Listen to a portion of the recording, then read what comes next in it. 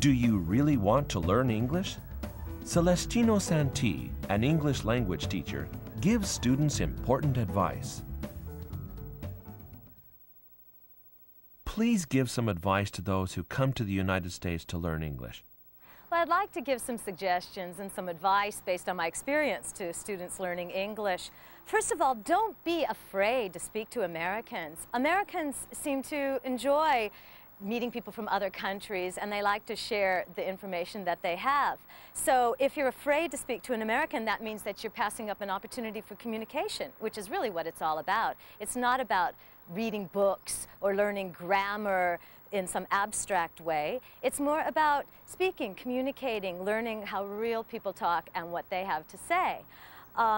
A good way to do this is to go out into the community. Another piece of advice I'd like to give to people is try to learn as much about our culture as you can. And I think in that way you'll feel more confident, and you'll also be able to appreciate our culture a little bit better, learning about some of the differences, but also some of the similarities. What is the best age to learn English? As a teacher and a tutor, I've taught all different ages, from really people in their 60s and 70s all the way down to the lowest elementary school children. And I found some real differences. Of course, the adults have more traditional form of education that they base their form of learning on. Also, in many cases, they're more hesitant to speak. They're a little bit more embarrassed, and they want to make sure that they have the structure of the grammar. However, the young children are like sponges. They really just want to soak up every piece of information. They're not afraid of making mistakes, as are the older people. It is so much easier to learn a language when you're a child. But you know, it can be done at any age, and I think it just takes a little bit more of an effort, and also the willingness to take risks, to appear a little bit foolish perhaps, but in so doing, if you can laugh at yourself a little bit and your own mistakes, then other people feel more comfortable around you. And this makes everybody more comfortable, and of course, communication is what it's all about.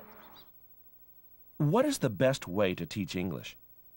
There are so many different ways of teaching English. It varies school to school. It varies teacher to teacher. It also varies as to whether you're taking private lessons with a tutor or if you're in a large classroom situation.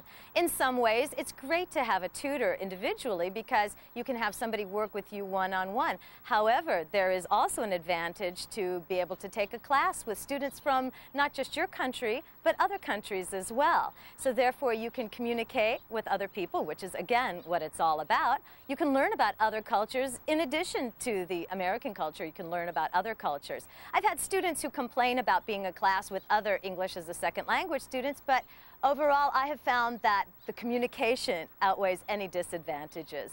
So students really enjoy meeting each other and being forced to speak in English.